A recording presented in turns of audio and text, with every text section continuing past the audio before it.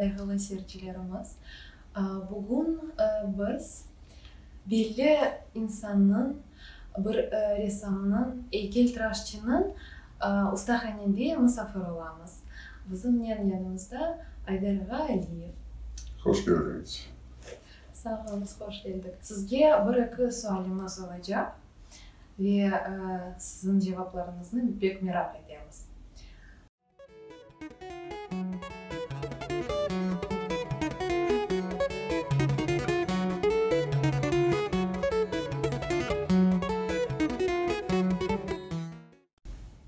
Ben resimden çok erken başladım uğraşmaya. Kalemle. Yok, 5 yaşından, 4-5 yaşından babam Kore'de. Ben çeşit arabaların, nelerin, hayvanların oraya çizmeyi seviyordum. Son ben tekrar Osken son babam ben kolumdan alıp İza Stüdyo'ya getirdi. Anda bizde şehirde, Margilan şehrinde bir zengin, büyük bir stüdyo vardı. Anda çok böyle meraklandıran şeyler vardı. Böyle gipsi ve atlipkalar, böyle Greçki, Kopi, Rimski, anda Veneralar. Böyle. Onun için çok tesir etti. Ben başladım anda stüdyoya varmaya, resim yapmaya. Böyle yavaş yavaş başlandı. Son tekrar yok paralel olarak bir Jose Paritov bize vardı, bir avisker ressam. Onun da ustahanesinde bargan edim. Çünkü bu boya kokusu bu da bir tesir ediyordu. Öyle başlandı. Kaç yaşındaydınız? Ben o vakitlerde 3-4 yıl stüdyoya bargan edim. Son 8. sınıfını bitirgende mektepte, son Taşkent şehrine yol aldım. İşte anda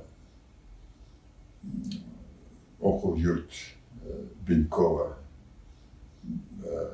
adlı училище vardı. Anda kırdım heykeltıraş bölümüne. Sonra anda 4 yıl okup son enstitüye, anda da 5 yıl okup son Fergana şehrine kaçtım. Anda hem icat işlerim hem de böyle heykeller işte başladım yapmaya. Siz nasıl anladınız heykeltıraşçılık sizge daha yakın olganını gibi? Çünkü resimleriniz de pek güzel. Ben resim, ben böyle Züyupsk'e kirmeye isteyendim ama bizim rehberimiz, stüdyo rehberisi, o böyle tefsiye, böyle ahırda etkindi, sen heykeltıraşlık sende yaxşı ola, geleceğe çok şehirler kurula, yani bu heykeltıraşlık gerek, bu monumental nesinde elbette şimdi anlayayım. Heykeltıraşlık o bizim hayatımızda büyük yerini alır. Çünkü dünya nasıl bir memleketini alsak, böyle tarihi boyunca alsak elbette o dünyaya istekleri var korsatmayı, o faciasını, o kuvancını heykeltıraşlık o böyle sanat, onun vasıtasıyla mümkün böyle yaratmaya eserleri. Hem bunlar uzun ömürlü. Yani o vakit hiç zarar vermiyor. Hem de Evet, yağmur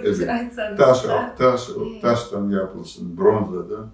Bu mimarcılık aslında pek yapılır. Ama lakin başka şeyler de onu paralel meraklanam. Çok grafika işlerini yapan böyle tablolar, yani живопись. Bu da çok meraklı çünkü bazı şeylerin heykeltıraşlıkta kıyın yapmak. Çünkü o güneşin nasıl asmağı mümkün. Böyle живопис'te elbette böyle fantazi olarak çok şey mümkün yapmak. Hem renk taraftan hem de başka taraflardan. Öyle.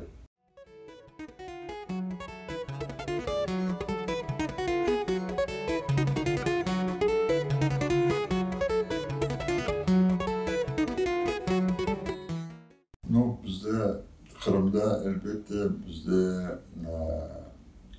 Bedi Yurt yani училище, ressamcılık училище var. Ondan evvel kaç gün şehirde filial Naoma var idi.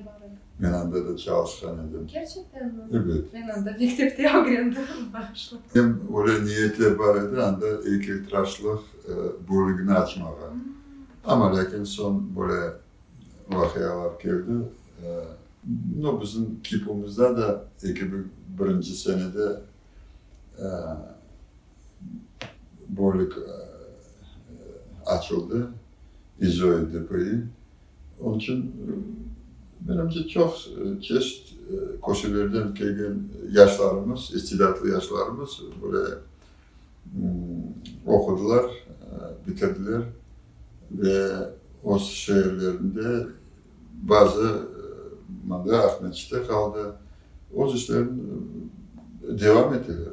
Ama böyle sanat hakkında böyle aytsak nasıl bu yuklayma, yok inkişaf etim kıyın aytmak. Çünkü menimce elbette başka nelerge bakanda buna müzika, yazıcılar, da bir şey bu tasviri sanatımız bir taraftan bu inkişaf etti bir taraftan.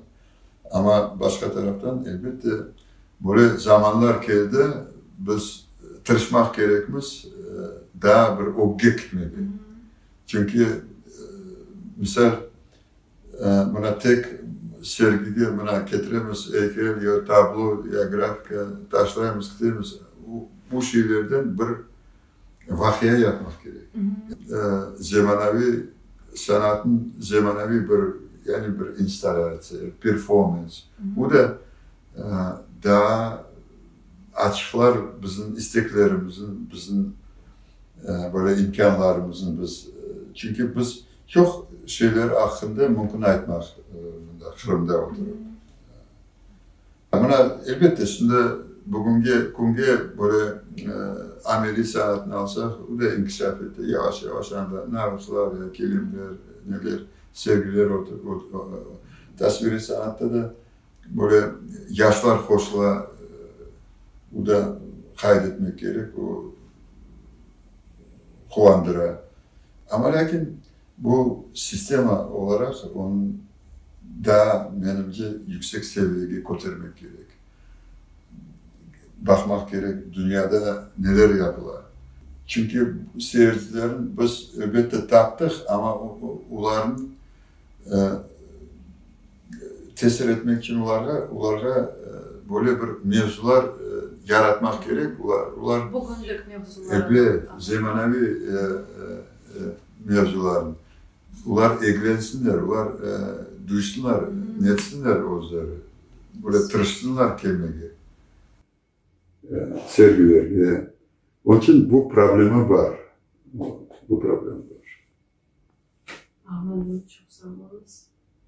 Demek seyircilerden bir bağ kurmağa şimdi biraz daha kıyın olan. O her vakti kıyın olan. Her bir ressam o halkın bir kısmıdır. Nasıl bir ressam olsa? Çünkü herkesge beğenirim desen o doğru değil.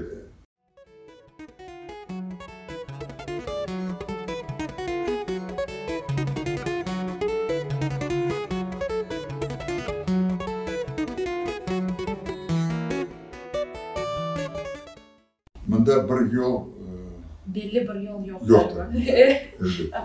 Bir yol çünkü ne kadar undan evvel yapılgan eser böyle yaxşı olsa ama o yol bu kesit yollar. Buna mesela özüm için açsam ben de böyle program boyunca böyle işlerim var, böyle fikirler. Ben bu işin bana bu yılda yapsam yaxşı olur, yok gelecek. Çünkü ben bugün hazır değilim. Çünkü o öyle meraklı ki. Ama ben bugün hazır değilim. Manevi ya da ustalık tarafından? Ve iyi ustalık taraftan, iyi manevi taraftan. Çünkü sen istiyorsun onu daha yaşlıca yapmak. Çünkü bu pek meraklı, bu pek sen onu yapsan sen çok şeyin yetişirsin de öyle etsem. Onun için bunda bu şeyler var. Ama var yaşayışta böyle apansızdan bir şeyler gelir. Onu yolda mümkün görmek. Yok bir şiirin okuganda, yok daha bir şey. Böyle bir apansızdan gelen bir fikirler de olur. Onun netesi. Ondan da gayrı bu plastilini alasın, kolundan netesin, yumuşatasın, bir şeyler yapasın. O vakitlerde de bir şey peyda olur, bir fikirler. Ondan da gayrı elbette bu her şeyden meraklanmak gerek. Neler olup geçer dünyada. Mesela sen istesen sen başkaları dinlemese sen o zaman meraklı bir insan olmak gereksin. Evet. O da var. Evet. Koçmekten evvel damında gelgen ediniz yoksa ilk sefer gelgende o 90 seneleriydi? Ben ilk kere bizde bir psisayüzne bir vüstupka 90. senede var idi. O Mart ayında biz o işlerimizi getirip bu sergi zalında Ahmetçi'de sergi yapıyorduk. İlk hatta hem tasviri sanat, ameli sanat. O çok meraklı bir şey oldu. Çünkü meraklısı nedir? Halkımız avdet olganda, kaytmağa başlaganda, öyle 88-90 senelerde elbette bunda oturan adamlar, bunlar ayrette kalganda, bunlar kelebler nasıl? Biz o zamanda çok bir faydalı şey oldu. Bunlar bizim içki dünyamızın bu sanat vasıtasının imkanı oldu bakmağa. Daha yakın anlamağa. Daha yakın anlamağa, bakmağa. Çünkü bu halkın ustaları var. Bu halkın sanatı var. O çok bir faydalı bir şey oldu. Son Mart ayında gelgen son, sergide iştirak etken son kitap son 90. senenin Ağustos ayında geldik. Son uçaska meselesinde. Anladım.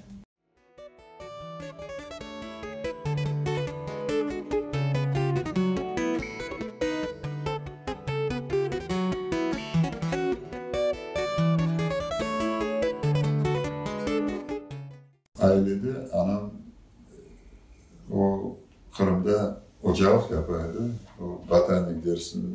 Gerçekten mi? Elbette. Onun için o Kırım'da o kadar meyveler, armutlar, ber armutlu, almalar, üzüm ber çok ete. Elbette 90. yıllarında geldiğinde ben özüm içine bu Kırım'da şimdi ressam olarak elbette içten anlamak gerekiyordu. Nasıl bu? Birden Kırım'ın anlamasın. Elbette sen duyarsın bu çok yakın. Ama lakin Kırım'ın yanından başladım öğrenmeye. Kırım'ın anlamak için elbette bunda yaşamak gerek. Böyle narastayani ne получается. Onun için bu böyle neydi, böyle proses olup geçti. Yeniden öğrenmek, anlamak. Yaşında sizin fikrinizce Kırım pek denişti mi yoksa bazı yerleri hiç denişmeyecek?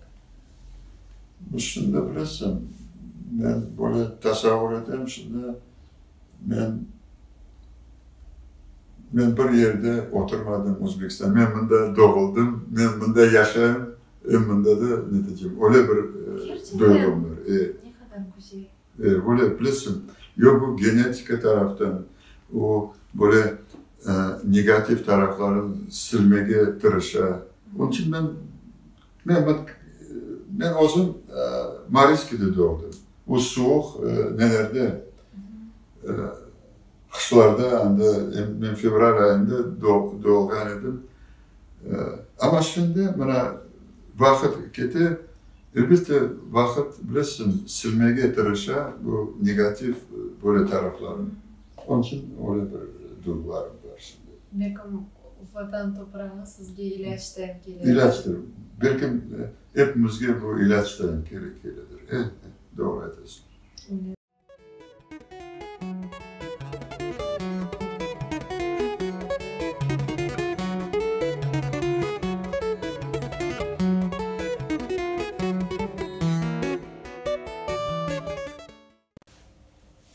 Ben aytganim gibi sanatta biz çok bilgi almak gerekmez. Çünkü o sanatka, tasviri sanatka o bağlı durumumuzdan yaşayımız. Şimdi bu kitaplarda da yazılan da kosmos hakkında da yazılan ama esasen buna yaşayış için. Onun için menimce bu heykeltıraşlıkta çok şiirler pek yardım etmeye mümkün. Çünkü anda da bir obraz yaratıla, o da yakın. Başka taraftan mümkün heykelge bakıp şiirler peyda olmak mümkün. Yani müzika olmak mümkün. O birbirine çok bağlı şey.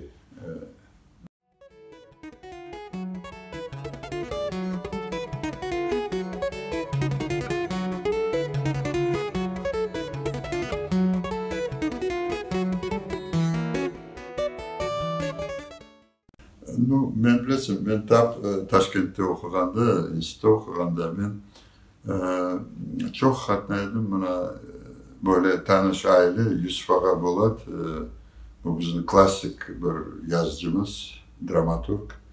Bana çok meraklıydı konuşmaya o adamla. Çünkü onun Kiev'den, kızından böyle bir tanışıyorduk. Onun için Yusuf Ağa'nın böyle çok o da bir meraklı bir neler aytaydı. Ben onun çok kitaplarını biliyorum. Elbette böyle okumaya ana tilinde o vaxtlarda biraz kıyıncaydı. Ama çok kitaplarını biliyorum. O Dubaralı Toy devam etti, Alim ve ilahre. Son da bir Enver Selamet şair vardı. Çok meraklı adam.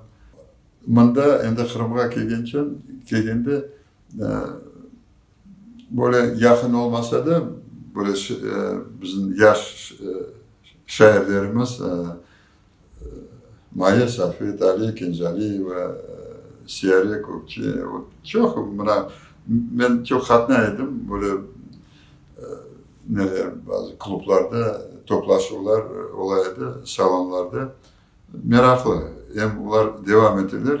Her vakti imkanı olmaya katlamaya ama bana çok meraklı. Ben imkan olsa ben katnayım, eşittim, ettim.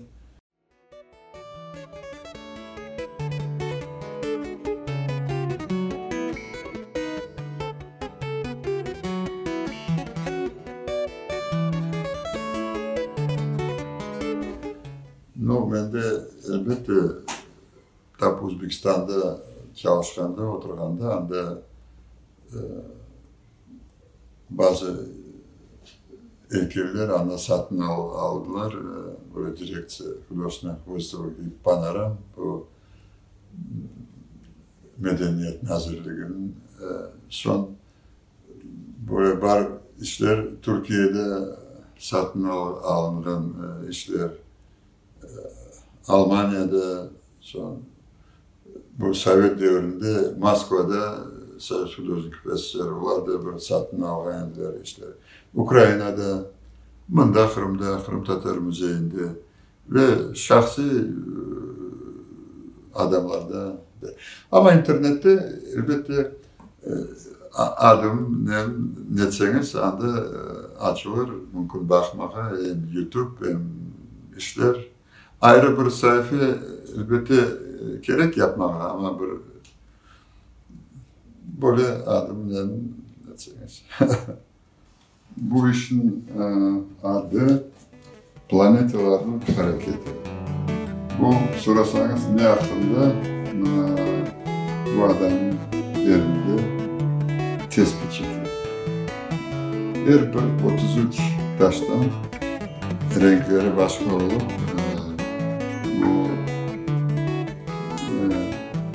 bu dünyada her şey öz tertibinden gidiyor. Bir daha evveldeki, bir daha arkadaki her şey özün nesine gelir. Bu hakkında bu iş ifade ediyor.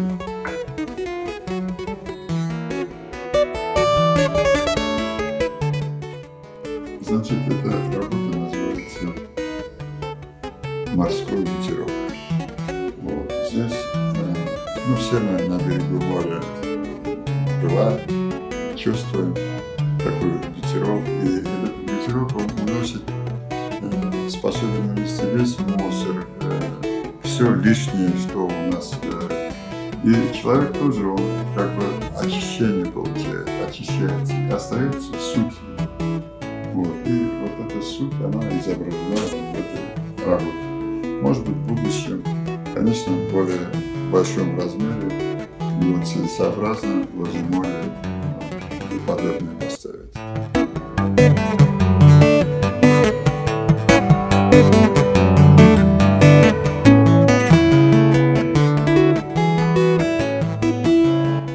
Bu iş hakkında anlatmak istedim. Bunda minaret. Bu böyle demirden yasalgan. Bu her bir minaretin böyle aylanacak merdiven. Yani bu da bunda kaynakta getiriyor. Bunun adı sonsuzluk yol. Yani birinci adı böyle cennetke yol ama bu sonsuzluk yol.